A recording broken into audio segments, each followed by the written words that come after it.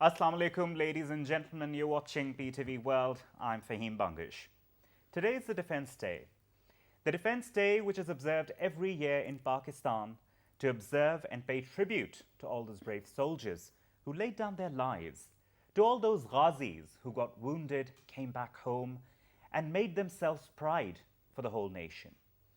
For all those mothers and sisters, for all those wives and daughters, whose husbands, whose fathers, whose brothers, they laid down their lives. Today is a very special day because today we see that our young generation does not really know what patriotism is all about. Today is a day to make them realize.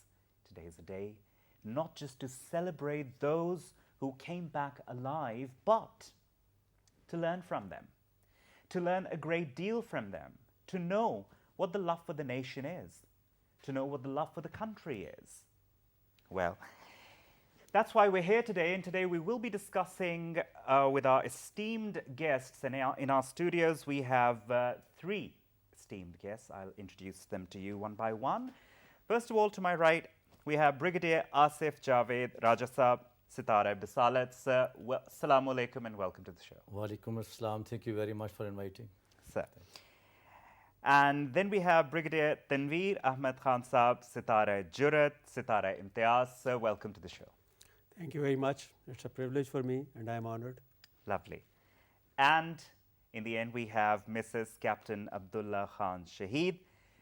Now, she is a very special guest, not just because she's a wife of a Shaheed or a martyr, she's also the daughter of a Shaheed. She is also the sister of a Shaheed. As I told you by the name Mrs. Captain Abdullah Khan, the husband, he got martyred.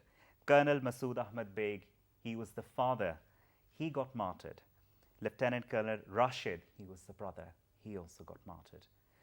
Now, of course, we have a very special team of guests today with us. I'll start off with Asif Saab, with you. You've been on a lot of operations, be it the erstwhile Fatah, be it the SWAT operations. I would like you to share with us and the viewers something that's most memorable to you. First of all, I would like to tell you that I joined Army back in 1994.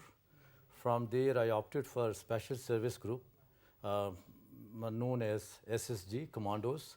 In 1997, and probably that was the kind of passion that I opted for this SSG to go into the war and explore all my capabilities and abilities, whatever I have. So from 2003 onward, my unit, which is 3 Commando Pravendas Battalion in SSG, we went to the war, and that was starting from North Rajasthan. And then this complete journey continued till I commanded a brigade, SSG Brigade 33 Special Service Brigade last year. And the last operation I conducted as a brigade commander was south of Davatoi at Beza Top in North Rajasthan agency. So during the entire process, I've been to combat many times, lot of times. But the most memorable operations, as you asked, is mainly one Peshawar operation. It was in Swat. Right. And we conducted that air assault heliborne operation, probably the highest air assault heliborne operations in the world. And we conducted that operation above 9,000 above sea level. And we conducted in May, and still it was snow over there. Again, that was one operation I cannot forget. The second operation, which I cannot forget, is Mohammadi Top. It was in Kuram agency. Right. Yeah, and there we were sitting eyeball to eyeball with the terrorists for good about 24 hours.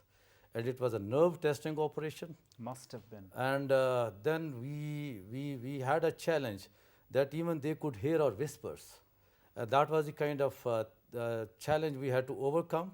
And we conducted that operation, alhamdulillah. And once we did that operation at night, so we were expecting anything around 30% to 50% casualties. But once we did that operation, it was without any casualty. And that is one operation I cannot forget. Well, I mean, you people get trained for that. And SSG, as they call it, Special Services Group, you people, I think the training that you people get, that's out of this world. I mean, a layman can't even think about that, really. Now, Tanveer Ahmed Khan Saab, you've yourself been in a lot of conventional warfare. You've been in Siachen, you've been in Kargil, you've experienced a lot. You've experienced actual bullet wounds. I would not hesitate in calling you a Ghazi. I mean, you came back successful, completing your missions. Now, I would like you to share with us and the viewers your experience, what goes on in the mind at that very moment when you're hit by something really, for like a bullet, like a cannon or whatever is used in the war, and what is going through your head at that time? How is it possible that a person loves his country so much, there is so much patriotism in a person, that he kind of forgets about his family, he forgets about wife, children, mother, father, hometown, and just focuses on one thing? I'm very thankful that you've given me this opportunity to talk to you on this issue. This is an issue which is very close to us and very close to our heart. My wife, it reminds me of an incident that my wife, when we were busy in the operations, there was a respite and my brigade commander allowed my family to join me in Hamze-Gund, which is the battalion headquarters. And she told me that I have never seen you talking in sleep. This is the first time that I am hearing that you keep talking all night. I don't know what you are talking. One is so preoccupied in the operations. One is so focused that one forgets about any other thing. And in this process, you have to conceive an idea, you have to implement it, and unless you sleep with the idea, you cannot find the right solution.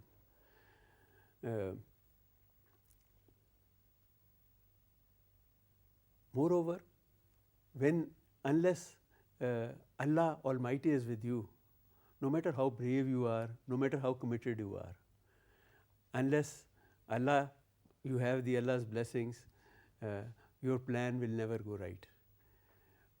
A plan which may be flawed, but if it is executed with commitment, it will bear results. But Absolutely. A plan, if it is perfect, but it is not executed with commitment and with courage, it will not succeed. I have always, in the operation especially, I was always praying to Allah.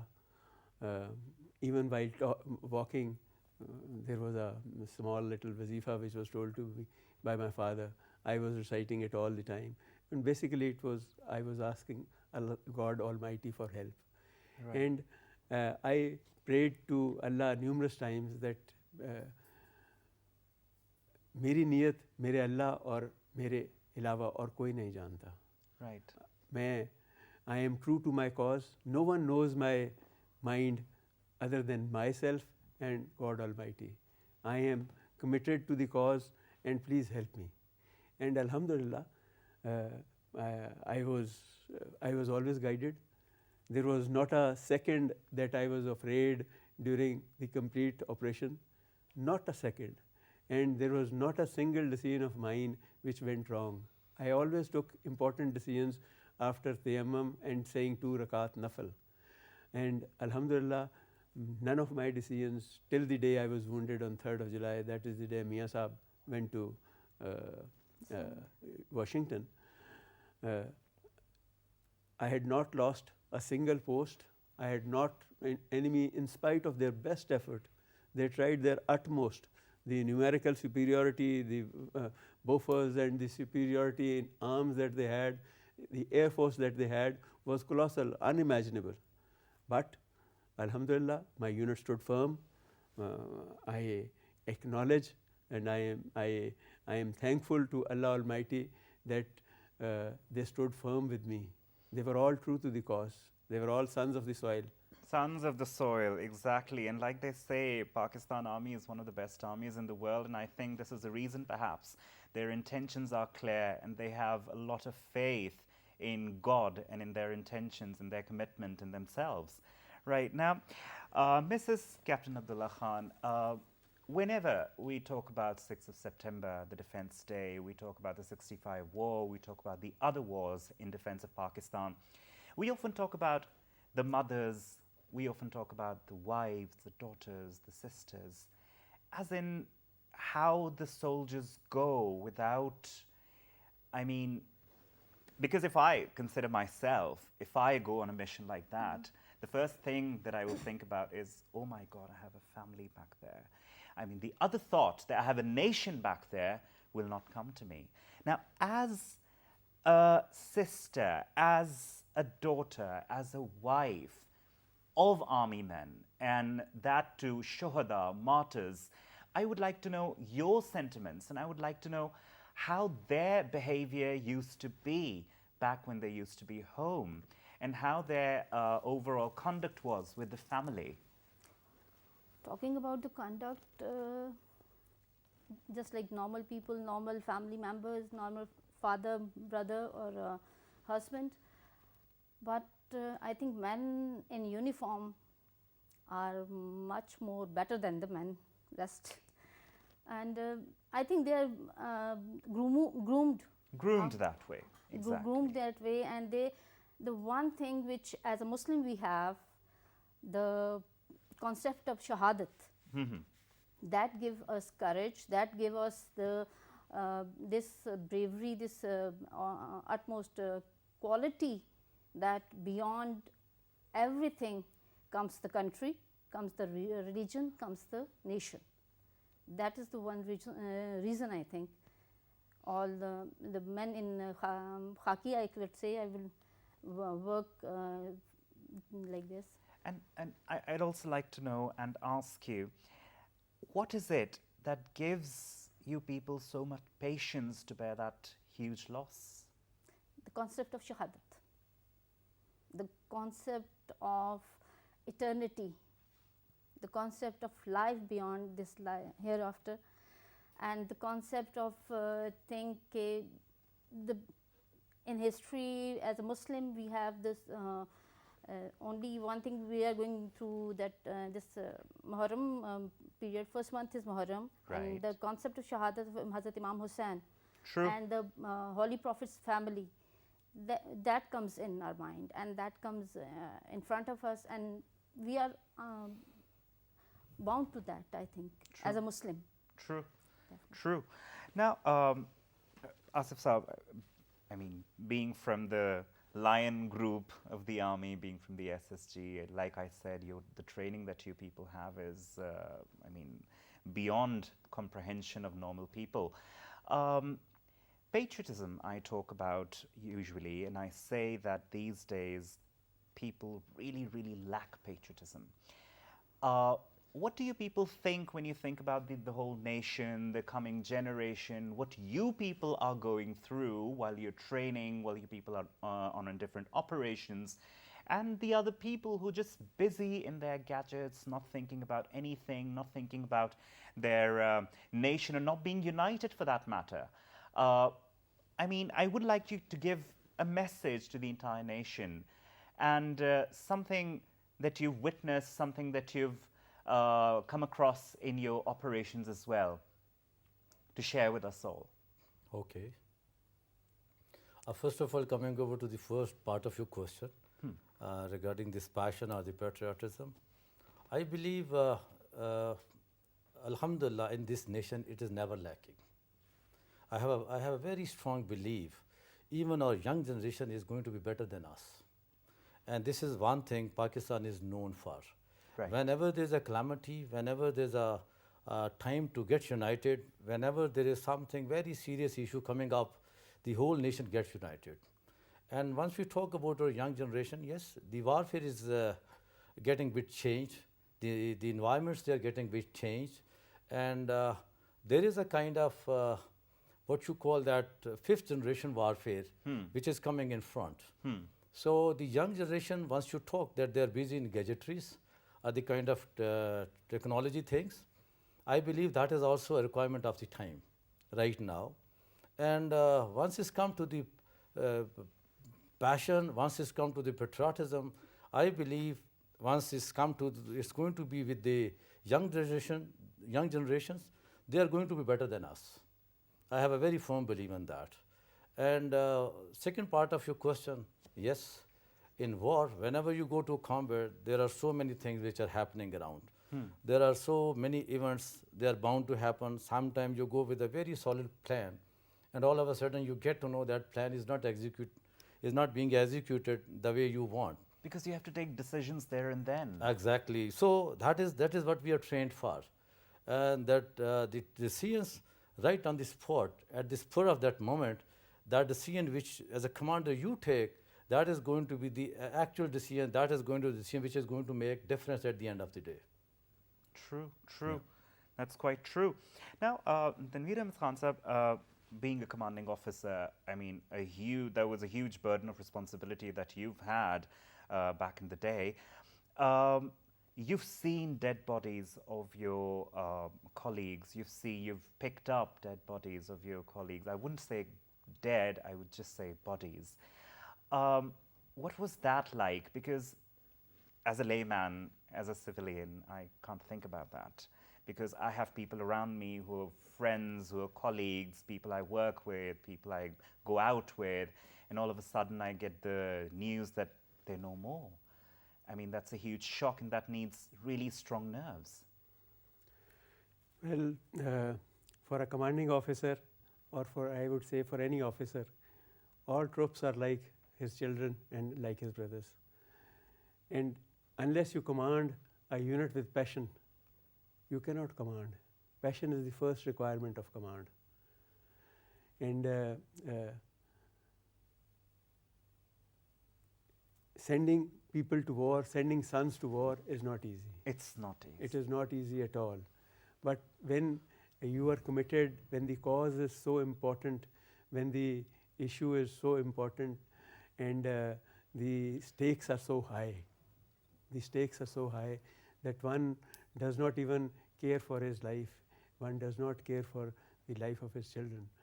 It is the cause, it is the motivation which keeps us alive. And it is this motivation of doing things for the cause that makes us sacrifice our own lives and send our young officers, our young troops to war. I've been telling people, my own troops, that you are all like my son. When my son does a wrong thing, I tell him not to do it. When he still does it, I am harsh with him, a little harsh. But even if he doesn't listen, then I also slap him. But at the end of the day, he is my son. So you are all my children. Sending people and then receiving, I have always, whenever there was a shahadat, I was ahead of the battalion headquarters. I have gone there and received them, because they have made the supreme sacrifice, and it is what they deserve. Even when I was wounded, before that, we had launched a counterattack at the height of 17,500 feet. And the company commander, Major Tariq, later on promoted, became a general officer. He was conferred SJ also. He was seriously wounded in that counterattack. I went to receive him when he came, and I had gone to the helipad to see him off. As a commanding officer, as a man senior to him, there was no such requirement. But, well, this was the respect that I wanted to give him. And this is the respect that I have tried to give to every martyr and to every injured man. Whenever an injured man comes, as a commanding officer, I have received him. As a shaheed, whenever he has come, I have received him. They have made the supreme sacrifice. They are superior to me. True. They are superior to all of us. True. We must True. acknowledge that. Anyone who makes the supreme sacrifice of sacrificing his life or even risking his life, because when you undertake this responsibility and you are willing to risk your life, well, I think you have done your job. It is up to Allah Almighty to accept your sacrifice or to give life to you. When I was wounded, I was evacuated by a helicopter which was not supposed to be there, and it never came to that place thereafter. I was evacuated within 15-20 minutes of my seriously getting wounded in my chest and on my forehead. Had that helicopter not come, well, it came from nowhere. Like you said, you had been praying, and I was it came from nowhere to Allah Almighty's help. take me. And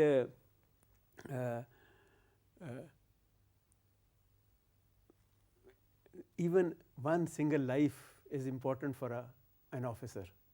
A life of every soldier, every man under my command is important for me. He is more than 100 lives of the enemy. And like, sir, you previously mentioned numerical superiority. We have seen this in the past as well, in 1965 as well. We have seen this in the Battle of Badr as well, where there was extreme numerical superiority. But I think it's always the clarity of intentions and your passion for your cause, what you're doing. And like, ma'am, you very rightly said, the concept of martyrdom, the concept of shahadat, as I think that motivates and pushes you to, and Allah subhanahu wa ta'ala's help, I think the numerical superiority doesn't matter there then. Undoubtedly. You see, fighting outnumbered and winning is a Muslim tradition. It has been there since Badr. And the heart of 5NLI was a place called Badr Base. It was named after Badr. That was the place where I got wounded also. So we had named that place Badr for this sentiment. It was named by my brigade commander who embraced Shahadat, Brigadier Nusrat Sehal. He was the one who coined this name, Badr Base. And fighting outnumbered, and if you are committed to the cause, well, numbers don't matter. The counterattack that I mentioned, launched by Major Tariq, we were terribly outnumbered. A normal ratio of any attack is 1:3. Right. So this is the minimum ratio that you launch in counterattack in any attack, that you must be 3 times of the enemy. In counterattack, we say even 1-to-1 will do, provided it is launched on time. Whereas the counterattack that we launched, maybe it was 1/10 of what their strength was as compared to the enemy. But we had the courage to do it, and it was executed, and it was successful, even at the height of 17,500 feet on a razor-sharp ridge. It required a lion's heart to do it. It certainly does, certainly. Now, ma'am, you're a wife of a martyr. Could you tell us a memory that you cherish the most of your husband and your father and your brother?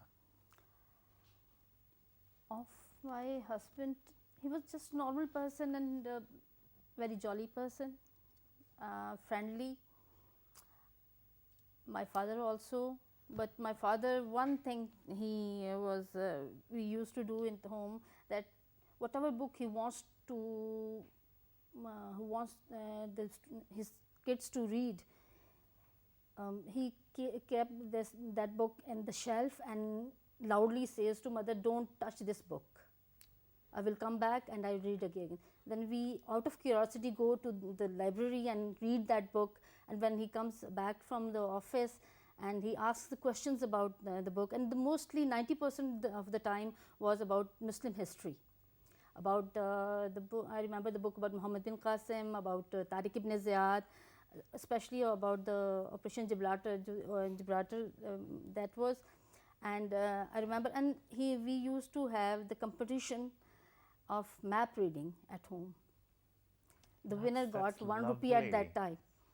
That's lovely. And of my brother, he used to make the caricatures of the battlefields, and he was very fond of Rashid Minhas. Once on the dining table, he was making some drawings, and my father said, "What are you doing, Rashid?" We used to call our father Gio. He said, "Gio, I'm making this thing." It was plan. It was air attack, something like that. The battlefield was there, and he said, Rashid said, "Gio, there was Rashid Minhas, and there will be Rashid Beg also." MashaAllah. Dear. And that actually happened. That actually happened. Now, turning to you, Asif Sab, tell us, you're still part of the army. What are the qualities that you think and say should be there in the younger generation in order to be the perfect citizens, the united citizens that we really want to see in Pakistan? I believe, as our senior has already told, that there are certain qualities which are always supposed to be there. One especially comes to any young officer, any young generation chap, or anybody who matters in this country. And to me, I start up with the passion. First of all, you got to have passion whatever you do. May it be anything, may it be you're in the battlefield, may it be you are on a drawing board, may it be you're on a computer, anywhere. First of all, for the first and foremost quality to me is passion. You go to have passion to do that particular thing. And then out of the same thing is the commitment to the job. The commitment to anything, whatever you do, is supposed to be one thing, is the hallmark of achieving anything in your life. Other than that, the patriotism, as you already said in the beginning, is one thing that is inculcated through your society, through your school, through your home, through your the environment and the society in which you are, your upbringing is being done. And other than that, the hard work is one thing. It always pays. True. There's no shortcut to hard work. You be consistent in your life. Sometimes you get disappointed that the thing has not been done the way you want. The thing has not been given to you the way it is supposed to be. But I believe Allah Almighty has His own design. And at the end of the day, you have been given more than what you deserve. To me, this sincerity, this passion, and then the hard work, it's a very deadly combination. If you have all these three qualities right from the beginning, Then nothing can stop you. Exactly, nothing can stop you in achieving your aim. That's true. Now, Tanveer Sahab, like we were having a little discussion before the program as well. I was mentioning the conventional warfare. You said the conventional warfare will always be there. Now, there is a group of people who say that now is the time for the war of words, for the war of narratives, for the war of technology. How would you comment on that? Well, the war of words and the war of narratives is of course important. It is I think the advancements of science and technology do demand that that should also be fought, and its importance cannot be denied. But when all this war of narratives and war of words is basically meant to strengthen or weaken your actual resolve, and actual resolve and that of the army. Whenever you see war of terror is of course very important. We have I think Pakistan Army is one army which has put this genie of terrorism again into the bottle. Yes. Otherwise, once it is out of the bottle, it is very difficult to put it in. Yes. But Pakistan Army is one army which has done that effectively. But you see, you cannot win the war against the Indians through narrative only. Narrative is of course important, but you see, the war in Kashmir, we can support Kashmir, we can give a, we can have the best narrative, but even the best narrative, unless it is executed by troops on ground, our war with India will still be the same. When it comes to actual boots on ground and actual war, well, it is going to be the same. There is going to be no change. The narratives and all these things are basically meant to strengthen or weaken the enemy. That's true. That's true. Now, ma'am, many of the families of the martyrs might be watching you right now. What message would you like to give them? And not just the families of martyrs, but the families of soldiers, the families of Ghazis, the family of the army personnel. I mean, being a role model for them, because you've done a great deal in your life. You're an educationist. You've done a lot in the field of education. What would you tell them? Be strong, have faith on Allah, and be the support of your men who are fighting against the enemy within the country and outside the country. Don't be like a weak point for them. Be strong and be a very strong support for your men. Lovely. And Tanveer Ahmed Khan Sahab, your message for not just the army personnel, but the rest of the country as well. Before I give a message, I just want to narrate one small incident. Sure, sure. That was in Siachen when I was commanding 28 FF. There was an avalanche on our battalion headquarters, Gyeong. There was, at the same time, there was an avalanche on our one of the major camps where one of my platoons, it was occupied by a platoon strength, and entire area was under avalanche. The blizzard was blowing, and I asked the company commander nearby that can you send someone to help them. So one man with 2-3 people, he volunteered. They just, I'll go to help them. When he reached there, he rescued them, and when they were coming back, they were struck by another avalanche.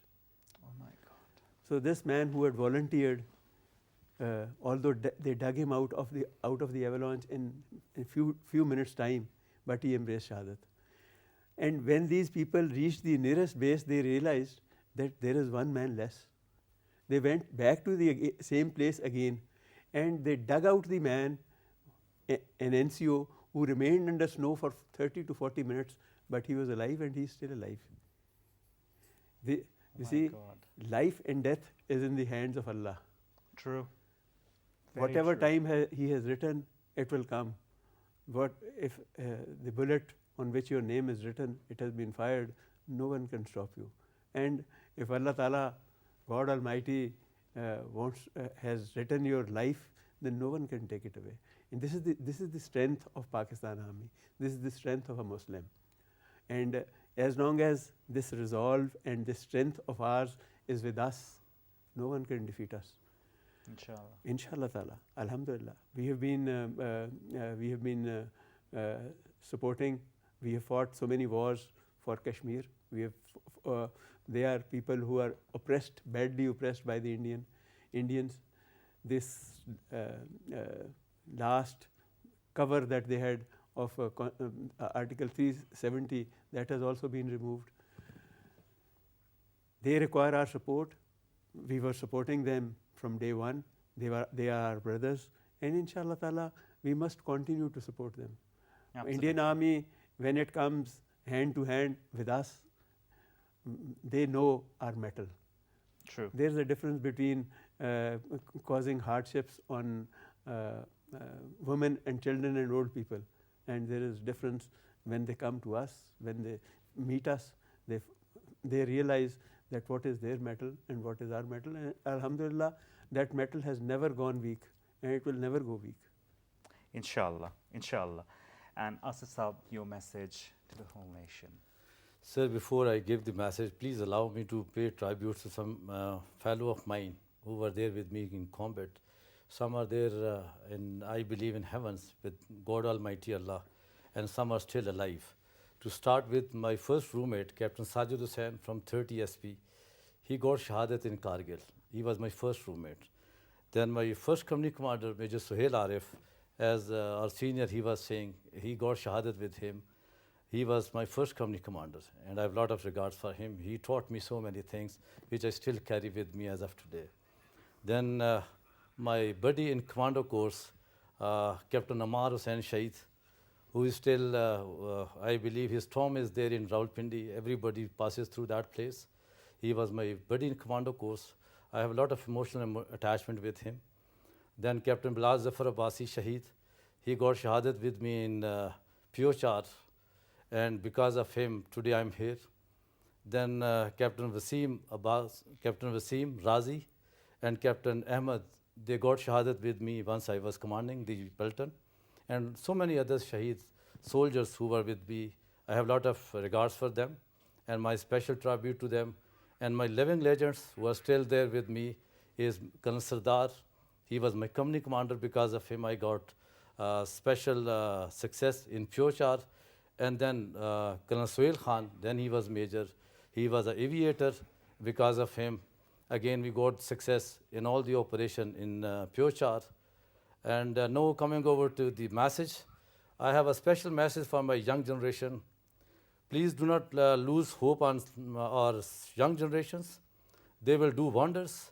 And our parents, they just need to do one thing, that please equip them, please give them good manners, give them passion, and tell them how to do hard work and how to have a very strong belief on Allah Almighty. Allah Almighty, मैं कहता हूँ कि वो कभी किसी का उधार नहीं रखते. इंशाल्लाह मैं हमेशा कहता हूँ ज़रा नम हो तो ये मट्टी बड़ी ज़रख़ेज़ है. Thank you very much, sir. Asif Saab, thank you very much for joining us today. Tanveer Ahmed Khan Saab, thank you very much for coming here, for sharing your viewpoints and your experiences, wonderful experiences. And Mrs. Captain Abdullah Khan, thank you very much for coming here and sharing your views with us all.